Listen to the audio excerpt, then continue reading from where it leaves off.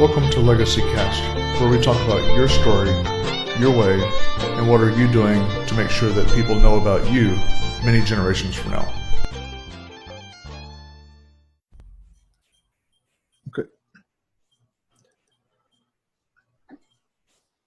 Good afternoon, everyone. This is James Snow, your host of Legacy Cast, the podcast where you get to hear about stories of people that tell where they are, what they care about, and what they believe in, so that the many generations from now are going to be able to know who they were and that they lived. I have with me today Jason Justice, a fellow military guy. He's still active duty, though. Welcome to the program, brother. Hey, how's it going, James? Oh, it's going very well, Jason. So you were just telling me before we came on the program, you're doing some of your duty there in Virginia right now, as I understand it. Yeah, I'm up at Fort Eustis, actually. I work for the 597 Trans Brigade. We're one of the 4 brigades that moves all the equipment around the world. Cool. So you're just loving up that military time there. We appreciate what you're doing, and thank you for being out there and watching our 6, as we say. And to get into the program, as the name would imply, with Legacy Cast, we do talk about legacies, but not really just about money, which some people might think, but we talk about it from a standpoint of what are you doing to make sure that you're heard for many generations, telling your story your way. So, Jason, what does Legacy Cast mean, or what does legacy mean to you as far as having one? Really, it's family for me. Mm-hmm. I come from a rich background on my family on both sides. And I'm kind of working to build that with myself and my own family unit. I've got 3 sons right now. They're actually 3, 1, and 8 weeks. So wow, that's kind of where I'm putting my my legacy and a lot of my efforts towards, is raising those 3 boys to be part of the future generations of justices. Yeah, and it's great to hear that, because that's really a big part of building a legacy. With our children is teaching them and passing on the things that we've been taught, so that those teachings, those beliefs, the practices, traditions, what have you, that they last on after we're gone. Yeah, definitely. So I'm guessing that you feel like it's kind of an important consideration that people really take some time and think about what are they going to do to leave that legacy? Yeah, I think a lot of people overlook the time aspect of actually spending time with your family and building that legacy. A lot of times we get sucked into work or other obligations, and we don't take that little time that we need to develop our children and pass on those things that we want to pass on. And then before we know it, they're teenagers, and we're stuck wondering, why do they hate our guts? Or, I'm trying to make up for lost time now. And yeah. I kind of went through that with my own dad. Growing up, he was an Army veteran too, and he was deployed quite often from the time I was basically born until I was in high school. And I didn't really connect with him as much as I felt I should have until my mid-20s, really. And then we kind of, after my first deployment, I got back and we did started doing a lot of stuff together. We went through, actually we became Masons together, so that was kind of a big bonding moment between me and my father. It just, happened when I was 25. So yeah.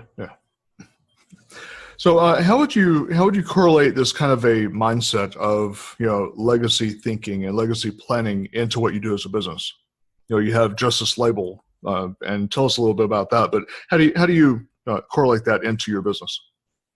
Well, I try to get my sons involved, actually. Mm-hmm. So my 3-year-old, he's kind of at that rate. He's going to be 4 in August here in a couple of weeks, but he's at that place where he's understanding, he's learning, he's curious. So I'm getting him involved in hobbies and stuff like that. And he's kind of engineering mindset, which is a good part of how I am. I'm more on the scientific side and stuff like that. So I can get him interested in what I'm doing and then involve him in my business Mhm. so that he can learn from that and start developing some skills to go along, not just with learning the craft, but learning a tradition and doing it with his father, you know. Mhm. Now, is this something that you learned perhaps from your dad, or is this starting with you and you're beginning it from here and carrying that? It actually skipped my dad. So my grandfather did it for a while after World War II, Mhm. and he was part of the manufacturer and the running of it up here in Virginia. Actually, he was from West Virginia and would take it to Portsmouth and Norfolk, Mhm. and then so I had the recipe, I had the stories. I remember going on trips when I was a kid. You know, I was 8 on the first time that I got to come up here on a family vacation and got to see where the family used to live and where they used to do things, and got to see, you know, this is where the moonshine still was. Mhm. This is the old car that we used to drive out, you know, and just seeing all this stuff and hearing it, you know, it was one of those fantastical stories, you know, that you hear Yeah. about from Depression era.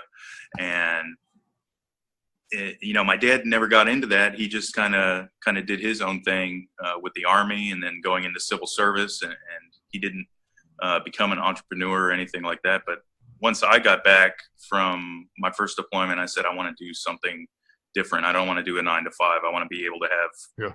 you know, time to work on my family and my, you know, ultimately my legacy.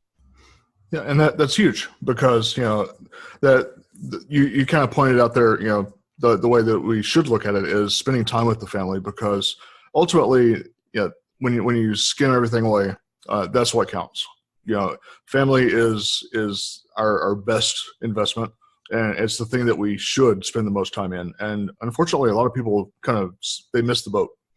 You know, they spend so much time on the career and they forget about the family. So it's really good to hear that you're doing things in the right order.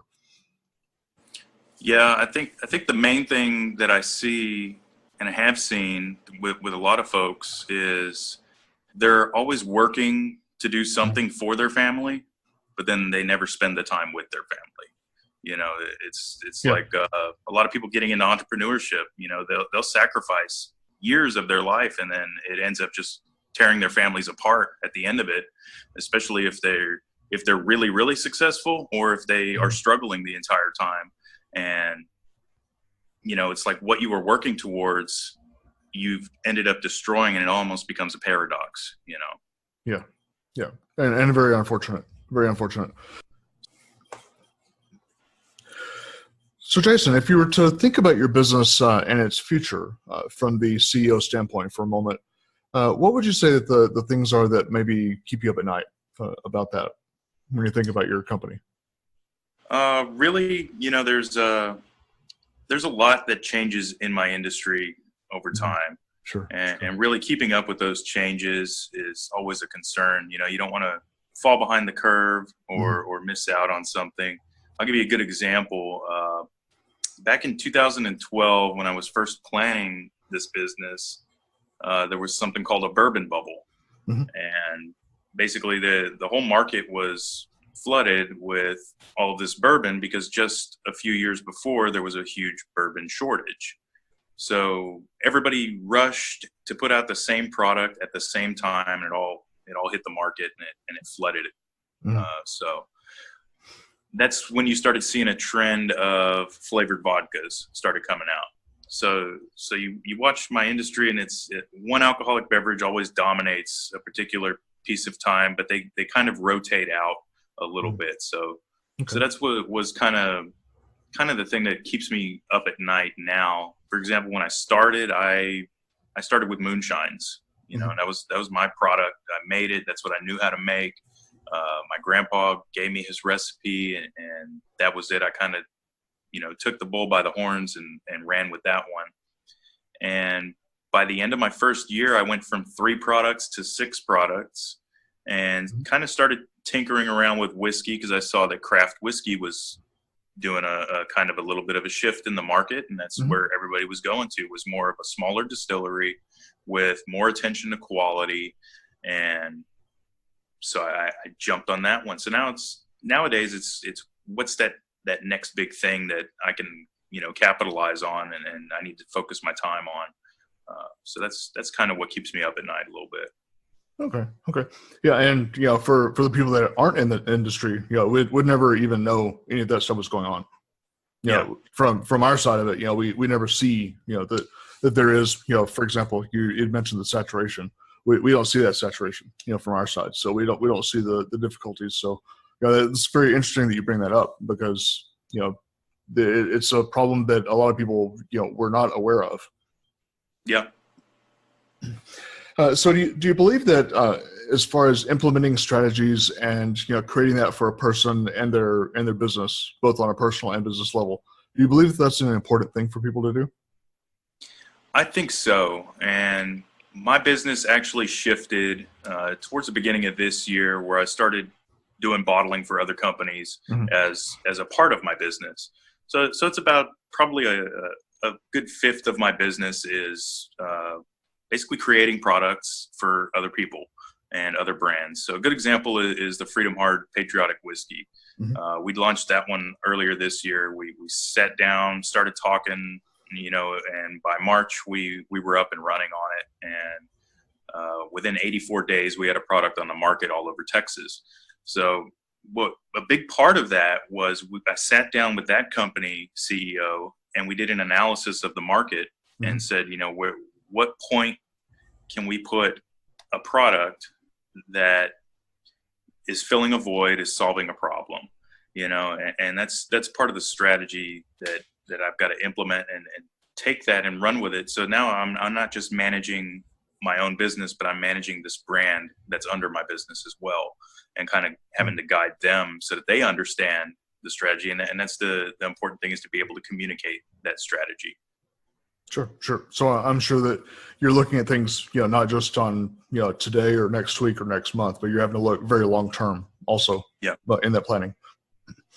So what do you think is the most common reason that entrepreneurs either fail or just simply give up when they're trying to start up? I would have to say that it's two things: vision and planning. A lot of people don't get their vision down right, or their vision changes too much. You got to have a consistent vision and always be following it, and don't deviate too far from that. And the only way you can do that is by having a plan. Sure. A lot of people like to, shoot from the hip, or they say you don't need a business plan, or there's no such thing as a business plan. But really there is, and there's, you can write it so that it looks like very many things. There's several formats like there is for anything else, but you got to find what works for your business model and what will get you from point A to your vision. Like your business plan is going to look completely different from mine going in the financial industry. Absolutely. Than I would in the alcohol industry. So I have to find that plan that matches my business and my vision. And that's what I think a lot of folks fail to do. Or when something doesn't go according to plan, they can't adapt, and that's usually why they give up. Yeah, and something that I've seen a lot of, unfortunately, in new businesses is, like you say, trying to shoot from the hip, not spend the time to really craft a good business plan, sit down with an attorney to draft the documents they need, as far as legal documentations, so that when those speed bumps come up in the road, then when you have to be in a courtroom, for example, worst case scenario, if you don't work with the right people, then it all falls apart. Oh yeah. I think impatience plays a big role in that too. Sure. Stuff doesn't happen fast enough for some people, especially in advertising. I mean, if you're not doing something for 90 days straight, you're not going to get like a measurable result. You're not going to be able to see if spending that money actually made a difference or not. So you see a lot of people, they just get wishy-washy, because it's like you said, they don't have that plan, they don't have that structure, and now they're ending up in a courtroom because they didn't want to pay a bill for something that they thought they didn't get a result on. But at the same time, it's like, hey, you're in a 6-month contract, or you're in a 90-day contract, right? And you still have to be aware of those conditions, you know, and understand that things take time. You're not going to see an immediate return on your money, you know? Yeah. And a lot of people, you know, it seems like a lot of people want that instant gratification, but, Yeah. you know, don't really have the stomach for being able to, you know, wait maybe even 1, 2, 3, 5 years before they start seeing something really take off. Yeah. So, if you could be mentioning maybe some specific roadblocks that you've run across that you would advise new entrepreneurs to watch out for, what would that be? Yeah, I think it's really industry specific when you start going that way. Because I come from a very heavily regulated industry, so I had to increase my knowledge of regulation before I could even step foot into my industry. You know, I had to know, you know, not so much what type of organization structure is going to work, but that played a part to, you know, that became a roadblock. Like, can I even get a license under a certain type of entity or not? You know, because one of our requirements is before you can even get a license to operate a distillery, you have to have the facility, you have to have the equipment, and you have to have an entity and you know, a tax ID number and all of that stuff. So I had to find out, well, what do I need to buy the property? How do I hold the property, protect my own assets, you know, protect my family at the end of the day? So it came up to a limited liability company is what we ended up going with. And we're able to purchase property under that limited liability company and basically keep the whole business on its own and out of, you know, our family finances. And I see a lot of people that kind of just, like you said, you know, they shoot from the hip and they're tying their PayPal or their Shopify or their Stripe, and it just goes dumps into their personal account, you know, and it's tax time. It's just it's a mess, you know, at the end of the day. And taxes is another kind of a roadblock, you know, being aware of you know, your deductions and what you're spending. How to do a balance sheet just has helped me out phenomenally. I got to learn it getting my MBA, but there's plenty of people out there that don't have that education that, you know, it's better to just hire a bookkeeper or a CPA or somebody that's versed in making sure that your taxes are paid. Number one, you don't want to be, you know, owing any taxes. And number two, you also don't want to be getting a whole bunch of taxes back, you know, because that means you've been overpaying throughout the year. So, yeah. Good points. So, as far as support and resources, what maybe are some of those support and resources that a budding entrepreneur should look for?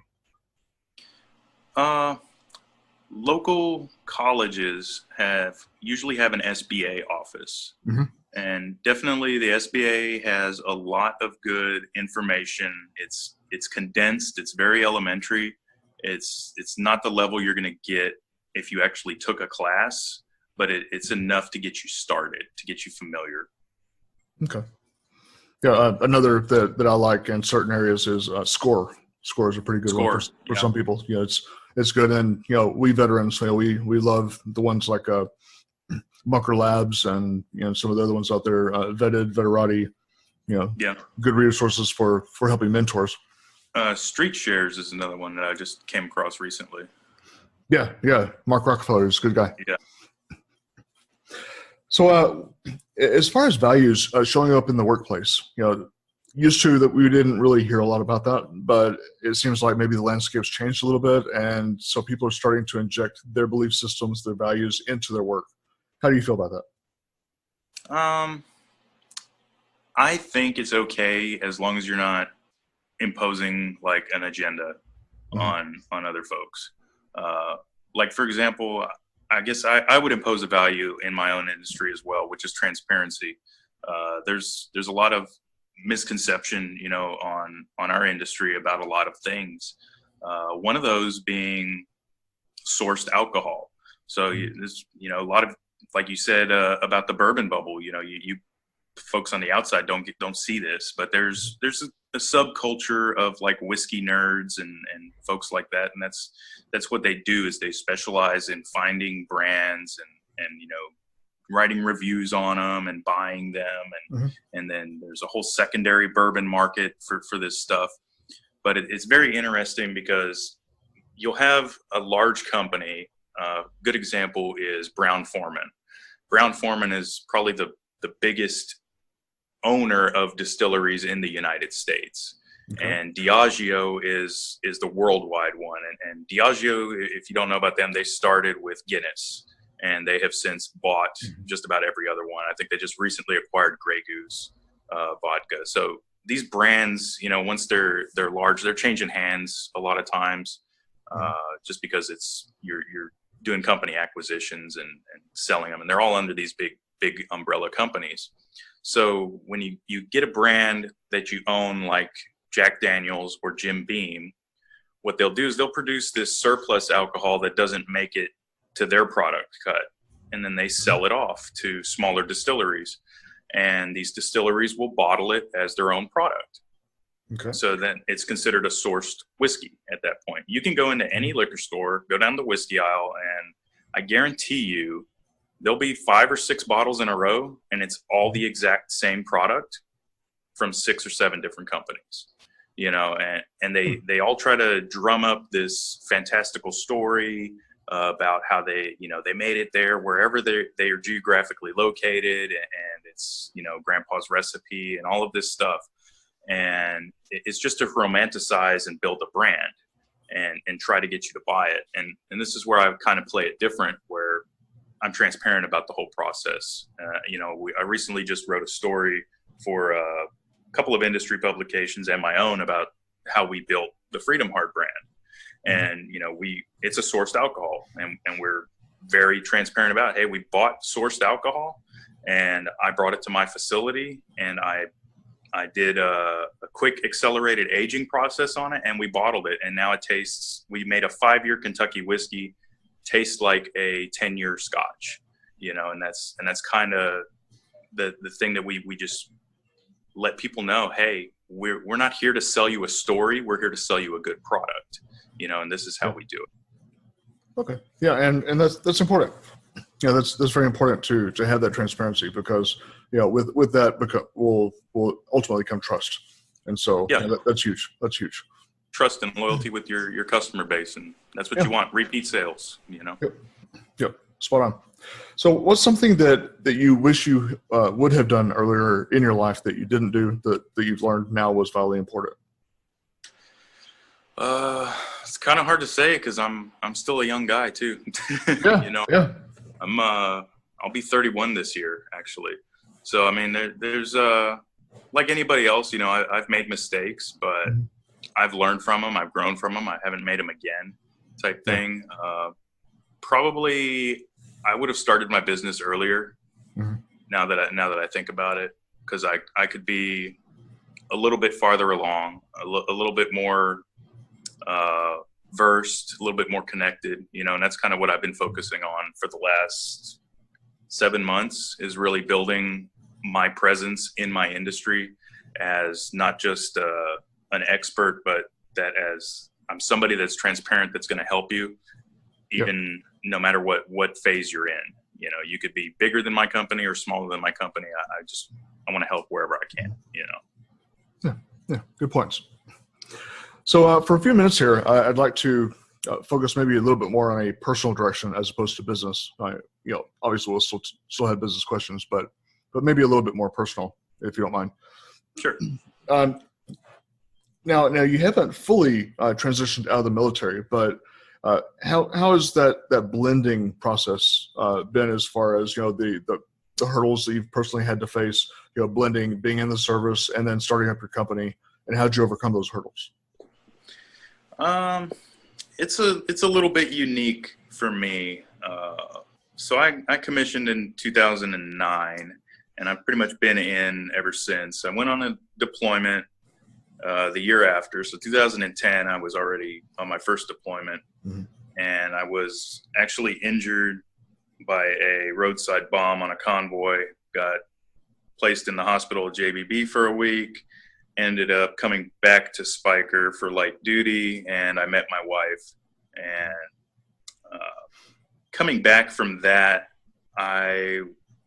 it took me a while to adjust, because I was not used to being somewhere that was not a combat zone. I was there for 400 days, you know, and what we did, we were the log element. So we were driving hets and 915s and working with the third country nationals and moving stuff all over the country. Basically, we would come back to the base for a day and then be on the road for 3 days. And this was my life for 400 days, you know, so really coming back and not having anything to do just drove me bonkers, you know, and me and my wife, we went camping quite a bit. She was in Arizona, so I would drive to Arizona from Texas, and we would go camping up in the Mogollon Rim. And then the next month she would drive over from Arizona to Texas, and then we would go camping on the beach, you know, and that's kind of what we did for a couple of months until we both ended up getting jobs. And she's got a job for Union Pacific as a yard manager, and I'd gotten a job as a facility manager in the oil field, and it kind of gave a little bit of stability, but you know, I wasn't too happy with it. There was no other veterans working there. It was hard to connect with the corporate structure. There was just a lot of nepotism and stuff, because this was a family owned company that had been acquired by a corporation, but they hadn't phased out the family yet by the time I had gotten there. And so it was still like in that weird redheaded stepchild, you know, phase of a company. And finally, when that guy left, you know, he was the original owner's son. When he left, it just kind of started falling apart, and the oil field started going south again. And I hopped back on active duty because that's what I knew.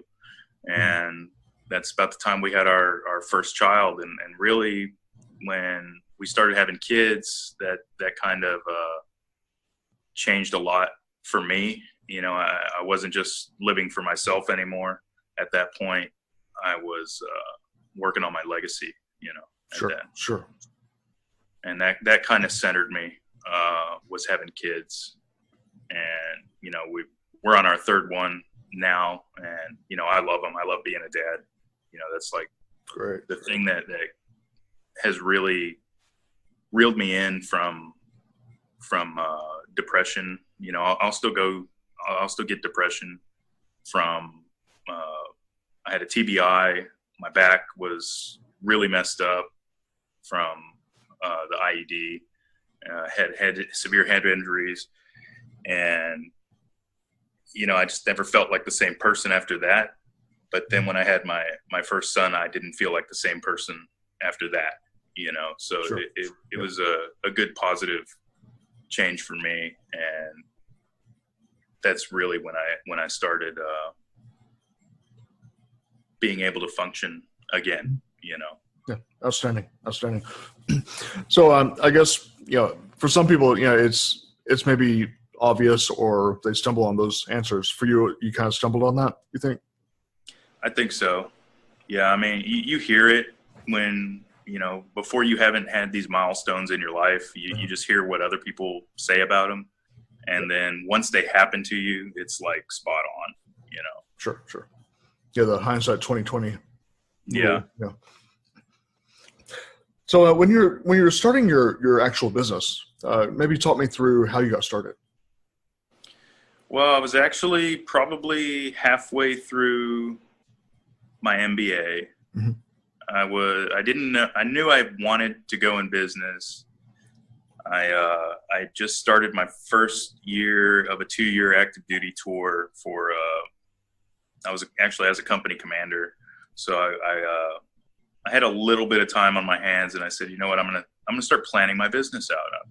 And I wrote basically a 28-page business plan as part of an assignment, and it just kind of grew from there. And as I learned things, I would stick them into the business plan, you know, financing, you know, marketing. Every time I had a thesis or a paper, it was always about Diageo is what I did. I researched a very large company in my industry and what made them successful, and sought to emulate that. That's my vision, is being a distillery with a bunch of brands under it, because that's what generates you money. Is if you focus just on one, you're going to hit a level and then you'll just plateau out. But if you have diversity, then you just shift your attention and your efforts to whatever one is trending in the market at that point. So that's kind of where all of that spun off from, was working on my MBA. And then I said, you know what, this is much better profit than building guns. And I don't have the kind of startup money necessary to do gunsmithing. That was my other interest at the time. So I said, distillery, that's the way to go.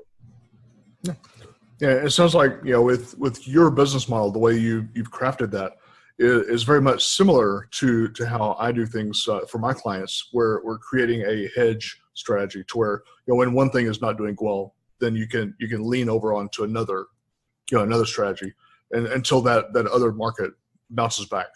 And so you just, kind of going from one to the next, and then sort of bouncing around until, everything levels out, and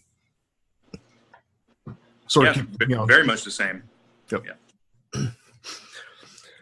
So what compelled you to go in this direction? Was there just like a light bulb moment, or one of those aha moments that you decided that, hey, I want to start brewing? I mean, I'd always been interested in it. Actually, I was more interested in drinking it for a very long time. Yeah. And so I got really good at that part of the business. And then I said, you know what, I could save a lot of money by just making it myself. So I started practicing in the garage. I've made wine since I was about 14, and I'm really good at that, but I didn't like the business model of wineries as much as I liked the business model of distilleries. So I just, I went that route instead. And I sucked at making beer. So I didn't attempt. So. Well, that's kind of an interesting way of putting it there. Yeah. So is there, you mentioned gunsmithing, but is there another profession other than what you're currently doing that you'd want to attempt? Or do you think if you weren't doing this, you'd go towards that gunsmithing direction? I don't know, because now one of my cousins, actually, he's gotten into gunsmithing, and he's now that I see it in action, it's like one of those things where you don't meet your idols, Yeah. So I see it, and I'm not too in love with it anymore. I would say, man, I don't think I would be in anything else. Okay. Yeah. That's good to hear. Yeah. Okay. Kind of burn all those bridges, so to speak. Yeah. So you're in the world you need to be in. That's good to hear. So if you're to kind of analyze yourself a little bit, what would you say your greatest strength is? Probably my analytical skills. Mm-hmm. I just look at a problem differently than a lot of people. And people have seen that strength in me, especially with what I do, like here in the Army. I'm up here for 60 days.